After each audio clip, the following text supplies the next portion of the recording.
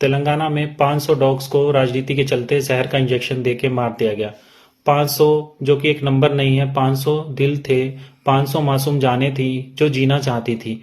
उनकी गलती सिर्फ इतनी है कि वो सड़कों पे पैदा हुई और उनकी वहां पे रहना उनकी मजबूरी थी, लेकिन उन्हें जहर देके मार दिया गया। हम लोग कल 18 जनवरी को रात को 8 बजे एक कैंडल जलाएंगे और उनको भावपूर्ण श्रद्धांजलि देंगे। रील्स बनाएं, अपलोड करें और पूरा देश आवाज उठाएगा। वीडियो चाहे आप गैदरिंग करें या एक लोग भी अपने घर में बना सकते हैं, बालकनी में बना सकते हैं या फिर बाहर बना सकते हैं। #तेलंगाना 500।